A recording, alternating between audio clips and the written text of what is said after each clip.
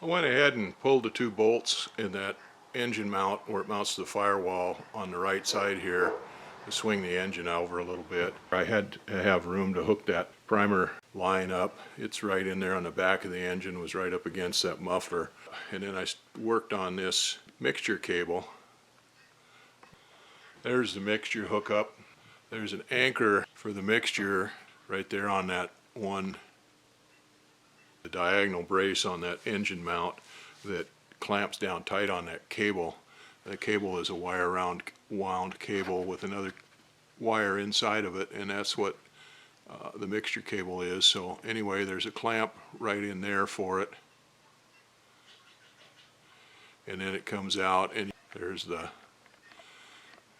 arm on the carburetor there for the mixture control. I've got a bolt there that cable is wrapped around it, and then the bolt goes down through the hole in the arm, and I just have a nut on there that's on there relatively loose. I don't have it sloppy loose. I put some washers in there so that it's not tightened up too much, but that bolt wants to pivot in the mixture arm. So right now I've got it set on full rich, and that's lean, and that goes to the stop on the carburetor. There's a little tab that goes down on the bottom of that arm, and the boss on the carburetor. Let's see here, I'll get that adjusted. So there's a little arm pin that sticks down out of the carburetor arm, and then a flat boss here that's cast into the carburetor base, and this arm, when it's full lean, idle shut off, idle cut off, is tight against that boss right there, and that gives me full rich mixture there, and that pin is up against that boss right there, full rich. Well, this is the mixture control, and I've got almost a 1/2 inch cushion on there. You want to set the controls up so that when they're closed, they don't go all the way down to the boss on there on the stop, because you want to have a little bit of cushion on there to make sure you get them all the way closed. That's actually all the way rich mixture, and then you pull it back like this, and that's all the way closed. That's idle cutoff. Push it in, and that gives me full rich mixture. It's at the stop, and like I said, I've got almost a 1/2 inch of cushion there, which is just about ideal. So I'll pull that out and leave it on lean. Don't need it on rich. Of course, there's no gas in it right now, so it doesn't really make any difference, but we'll have to get gas in it sooner or later, and we don't want it full rich when we go fooling around with the engine. I got the carburetor heat control hooked up. That works in a similar way as what mixture does, except this one, when it's pushed all the way forward, the butterfly valve in there for the carburetor heat is closed, which allows the cold air, the filtered air, to go up into the engine intake into the carburetor, and when you pull back on it, that flops that valve the other way, so it closes off the cold induction air, intake air, and it draws air out through that tube right there on the back, and that tube there that comes off the muffler, and that gets hot air to help control carburetor icing. So anyway, that's hooked up. This works the way it's supposed to. I got the right magneto P-lead all hooked up on it, which is one of the things I needed to do while engine was tipped sideways like this. I'll look and see if there's anything else I need to hook up while it's sideways like that, and then go ahead and turn the engine back and put the bolts back in it. I got the throttle set up. That took some doing. There's a clamp on there that goes on the cable. I couldn't get it on the cable, and then I couldn't get enough throw on the cable to move the throttle all the way from stop to stop. This arm on the carburetor only had one hole in it all the way out here on the end, and I don't have enough cable throw to move it from stop to stop. So I had to figure out and put another hole in the arm here to get enough movement on the throttle to get full control on it, to get it to go all the way to idle, all the way to the stop on the idle, and all the way forward to full throttle. Well, then when I did that, this linkage here, this link on the end of it, was running into a boss on this throttle arm right here, and it wouldn't let it move all the way.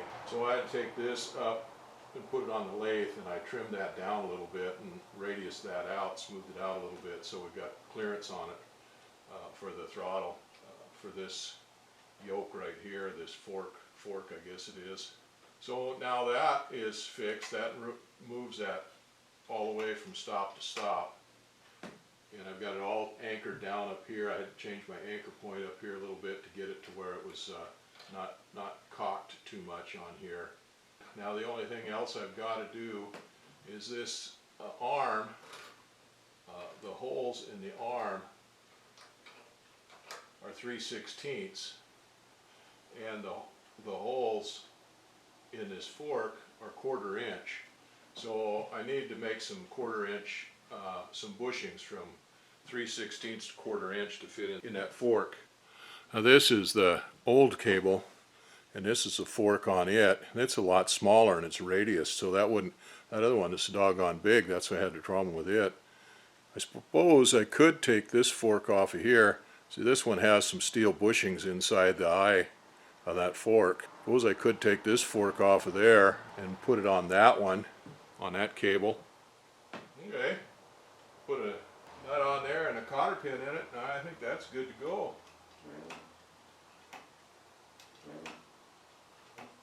That'll work. Okay, I got one more thing to do on the bottom of the engine, and that's put the quick drain in. Well, I just took it out of the solvent tank. Need to get it dried out, but it's 7 o'clock again. Geez, how time flies. Well, I think I better go in and have some dinner and spend some time with the wife. Yesterday I was working on hooking all that stuff up on the engine, getting the engine up there on the airplane, and then hooking up the controls. I put the carburetor on, alternator and the starter, and got that wiring run through there, and was hooking up the controls for the carburetor. I was having a little bit of trouble with the throttle, getting it lined up, because I didn't have enough throw in the throttle cable to throw the carburetor all the way either open or closed. So I wound up taking the arm off of the throttle on the carburetor and drilling out a second hole on it to where it's got more throw on it. Anyway, I got that all taken care of. But the last thing I was looking at is the eyes in the fork for the bolt to go through was a 1/4 inch hole, and the throttle arm holes are 3/16. It uses a 3/16 clevis bolt in there to hold that fork onto the throttle arm. So there was a lot of slop in there. I wound up taking the fork off the old throttle cable, and it threaded on there good, and it's got some steel bushings in it to reduce it down to the 3/16 size, so it fit on there and it'll work. Got to looking through my stuff, and I found some UHMW rod. Well, I made up a UHMW bushing and pushed in there. I had to decide whether I want to use this new fork on there or use the old one on there. The old one, the bushings are a little bit rusty on there, but it's been on there for a little over 20 years and still working. But I think I'll put this one on there and see how it works anyway. I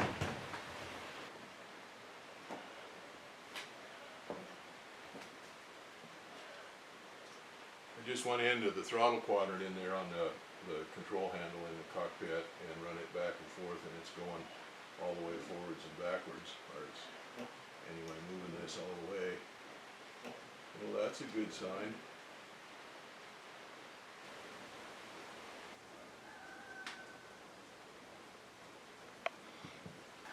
Alright, I got the oil quick drain put in. This is the oil quick drain. Push up on this, it's spring loaded, and then turn it 1/4 of a turn, or part of a turn, and that holds it up, and then the oil will drain out of this. And you can slide a hose up over this end right here. There's a bead on the end of it that'll hold a hose. So I just slip a hose on there, run it down through the cowling into a bucket, and then open that up and drain the oil out of it. And then when the oil's all drained, you just pop that down like that, and that closes it. So that does it for everything that I need to do on the bottom side of that engine. That was easier to do from the floor. I've got the carburetor on, it's all hooked up, everything's good to go on that. Oh no, I still have to hook up the fuel line. Alright, I got one more thing to do down there, is to hook up the fuel line between the gascolator and the carburetor. Otherwise, everything is all done, and once I get that fuel line hooked up, then I'll put that work platform back on there, and I'll get up on top of the engine and start working on it. I got left magneto to hook up on that.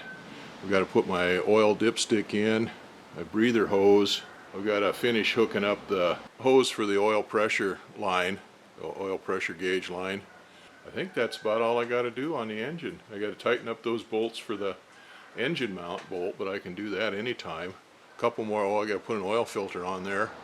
A couple more little things to do on there, and then I can put the exhaust system together. Yeah, everything's coming together good.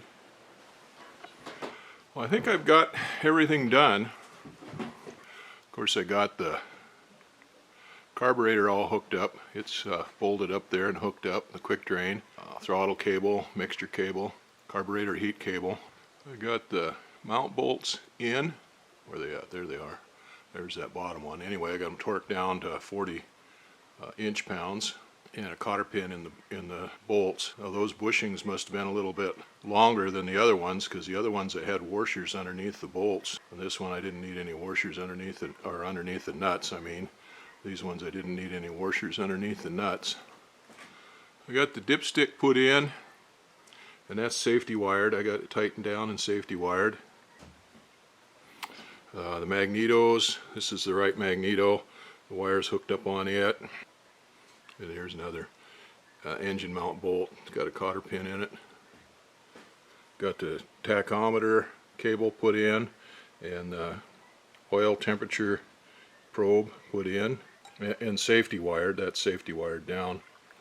I got the new oil filter put on, torqued down, and safety wired. I routed the EGT cable here.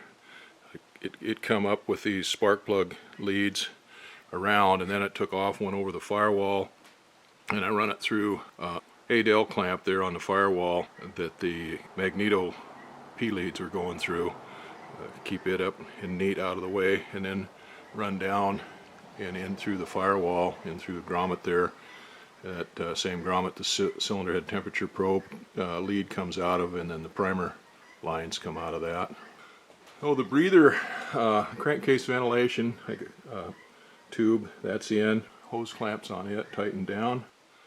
Line for the oil pressure gauge hooked up. That comes out of the crankcase, out of the accessory case right here. Comes around. I've got it tied on with a clamp here onto the back of the baffling, and it comes around. I'm going to put another clamp on it so it's clamped here onto the engine mount. But right now I don't have this end of the hose hooked up. One of the things that happens with these, it gets oil through them. It takes a long time to get oil pressure build up when you first start up an engine. Well, one of the things I like to do is put oil in this line so that it doesn't take a whole bunch of time to get oil in there, and it doesn't have air pockets in it, any air bubbles and stuff in it. So what I'm going to do, I got a funnel into that line, and I'm going to take some of that mixed oil and Marvel Mystery Oil that I made up, put in there, and fill this hose up so I'll get oil pressure in it right away.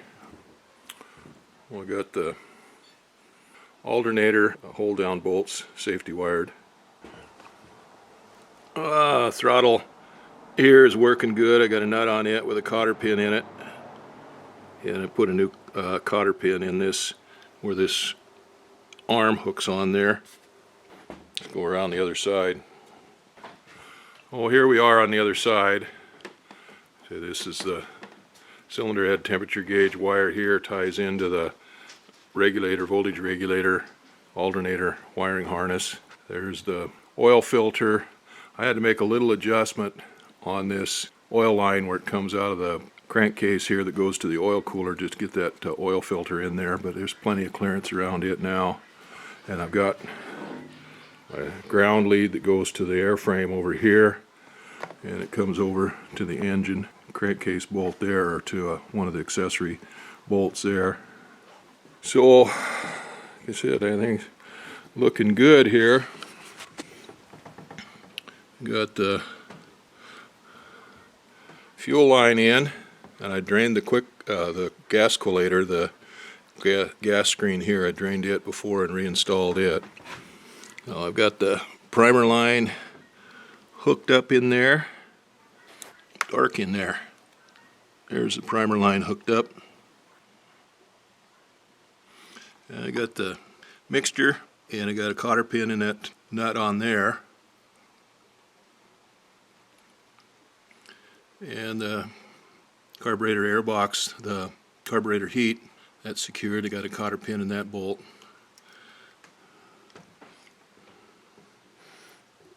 Yeah, I got the probe for the cylinder head temperatures there.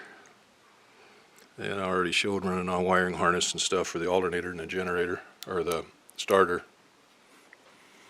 Well, I've got to tighten these bolts here down and put cotter pins in those. That's the only thing left to do on the engine that I can see.